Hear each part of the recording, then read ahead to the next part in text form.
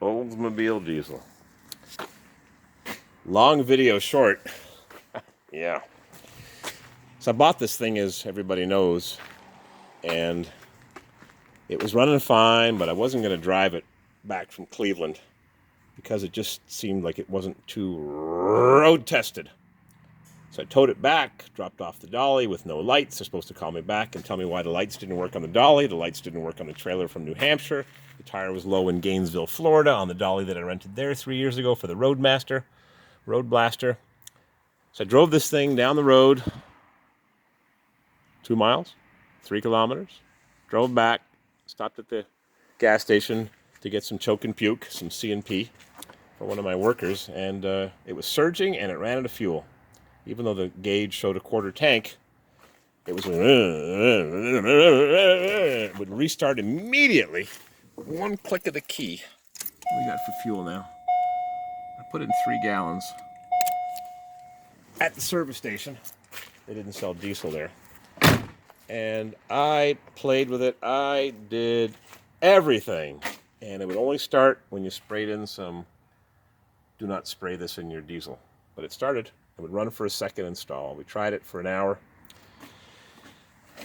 I bled the filter, which is right here. I put a bolt on it. It had a chrome nut and bolt like the alternator. I don't like non-original fasteners. I like my vehicles to look proper. But where are you going to find bolts for a 4.3, 3/4 of a 5.7? Yeah, the air shock thing's just pumping up. So the lift pump looks new. It was lifting. I put a bolt in to secure it. That's an LS bolt from a 2001 Chevy. Don't tell anybody. It was hitting the valve covers. I put a little washer on top of the double stud. So I secured that. I bled this line. You press the little button. Psst, psst. And then the little valve here looks like a petcock on the transmission, but it pushes and it doesn't screw in. It sprays fuel right up in the air, just like that. So it should be turned downwards, but it should also have a little hose that goes into a catch bottle. But how are you going to attach a hose when you got less than a 1/4 inch sticking up? So I got a few things I want to adjust on this. Anywho, I bled it in the service station for an hour, and I cranked it, ran the batteries down, I boosted it, I sprayed quick start. I tried everything, and I eventually got out the chain and towed it back to my shop. And I cracked open the injector lines. This one was tight. This one was finger tight. That one was tight. And I went in the back and I tried to undo one back there. I took out the dipstick because it was in my way, and one of those wouldn't undo. And I cranked on it and said, I'm going to bust the injector off in the aluminum head, and I'm going to regret touching it. So I didn't touch that one. So my guy came over here, Mr. forget his name. He says, what about that screw? Looks like a bleeder screw. I said, could be. So I took off the screw. And I thought maybe I could screw something into here, a fitting, but you can't, because I can't take it off now because I got this thing running. I'll show you in a minute. That is a square hole threaded on 4 sides. So if you put something into there, it's going to leak. This screw threads on 4 sides. There's only threads, not all the way around, only on the 4 sides. It's got a rubber or plastic or nylon washer underneath, just like you've got on your oil furnace or oil boiler tank. So I opened up that screw and air is flying out, tons and tons of air. Even though I bled it from here, which is not very far away from here, this is immediately adjacent to the out pipe, the oot pipe, oot the boot.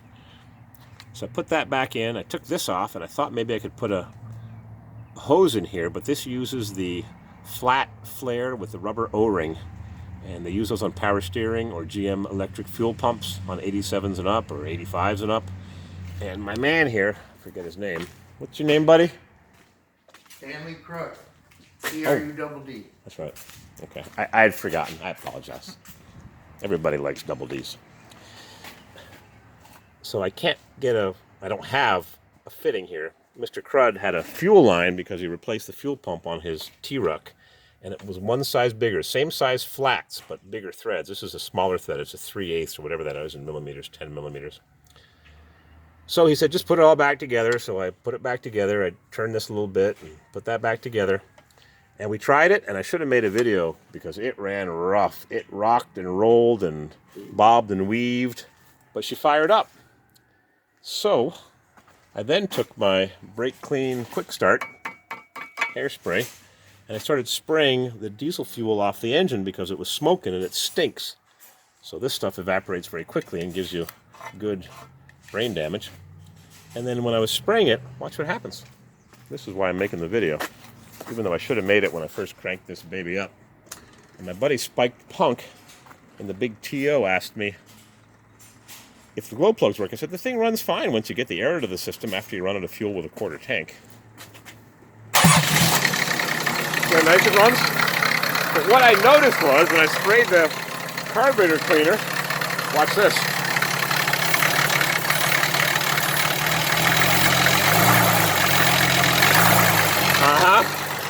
It's not going into the intake.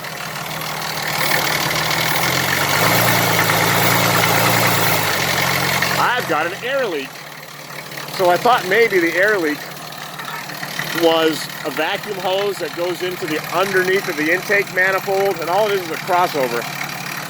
But that is not the case. And I sprayed it strategically using my $2.17 Walmart Tech 2000. I thought it was leaking over here from one of these bolts, but it seems to be underneath, which leads me to believe that my intake gaskets, which is probably pretty simple if Rock Auto has them, probably right there, and on this side right there. So I'm going to get some intake gaskets and pull off the intake. There was a bunch of goopy silicone, but that's gone.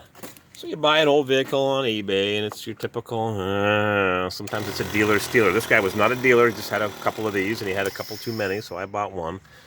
Got to put some stuff around these wires. Some this corrugated plastic stuff, because those wires are bearing against this crossover tube for the CDR, which is kind of like an EGR valve. I don't like crap like that. I don't like bolts like this. And I'll fix this baby up. I drove it. Shifts nice. What I really like is to find a parts one. There's two of them for sale in Oklahoma. An old's like this, with no second gear in the tranny, and a Cadillac with a rusty vinyl top. So these lines have been chopped. I don't know if you can see it right there. There's one line, the second one from the left has been cut, and there's a rubber fuel line running back to the fuel tank. So everything's working, but I like things to be a little bit nicer. This thing shows 52,000 miles, but I don't believe it. Anybody can change a dash. This thing is 30-something, 34 years old. It's an 85, 1 year only. First year for this chassis, last year for diesel engines in GMs. It's a converted gas engine, even though they never offered a 4.3 V6, I don't think, in the gas. Not that I know of, but they offered this engine mounted front to back in a Cutlass. I saw one. Guy needs an idler that I bought this from. So there's the usual problems. There's a bit of rust on the bottom of the doors, and this window doesn't go down, and the door is a little rusty, and this thing sat outside because you can see where water was running down here for the longest time, bringing all the debris with it. It's a little rusty underneath. It's been up on a hoist. Look at that. One door's been repaired. That's nasty. But you buy things on eBay. Pays you money and you takes your chances. So I'll drive it. Get some 35 mile per gallon fill-ups, I suppose. The battery tray is rusty. I'm going to remove it. This side has a dollar store battery tray. Yep. So my buddy looked at Tasca.com online, which I thought was a Ford dealership in Rhode Island. But he says it's the same battery tray both sides. So I'll see if I can get a battery tray from this side, either a diesel one or just a gas one. I'm not going to put the big battery in. But I don't like that one. It's held in place with 4 self-tapping sheet metal screws. So that's the long story. She runs, she fires right up. The tranny shifts real nice. I've only driven it, like I said, a couple miles at the most. Had some work done to it. It's got a new solenoid on the starter. But I'll fix this baby up. And I'm going to drive it and get great fuel mileage. Use a wire hubcap. This wire hubcap is pushed into the rim. And a few of the spokes are bent. It doesn't look that bad. But you got a bit of rust. Stuff you don't see on eBay now, do you? Bubbling. Bubbling.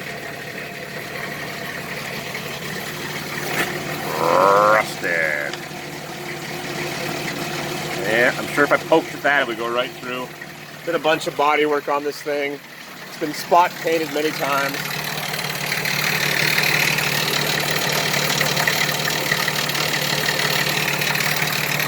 Could have been a lot worse. The guy did send me pictures underneath. And there's been some damage to the undercarriage from people hoisting it up, and the pinch welds are kind of soft, but it looks real good. It's fun to drive. It just needs a better steering wheel. If anybody has one of these in a junkyard or knows where I can find one, there's a Facebook group. I don't go on Facebook, but there is a Facebook group that has Olds diesels as its subject line. The seats work all the way back. This thing needs a steering wheel big time. A nice thick leather wrapped Oldsmobile or GM wheel, and I'll change the horn button. This wheel's cracked and it's way too skinny. Surprising, this vehicle's got so many options and it doesn't have a nice leather wrapped or fake leather wrapped steering wheel. The chrome here is pitted really bad. I was watching a video the other day of a guy that's got a 67 Pontiac Grand Prix convertible, 1 year only, from California, for sale. Black plate, loaded with options. Headrest, power seat, reclining seat. And he was going over it and saying the paint's really shitty. It's got a really bad paint job. Well, how many dealers do you know that are honest and tell you the paint job is really bad? Nice car, but how many can I buy? All right, we're smoking up the place with nice blue diesel exhaust smoke.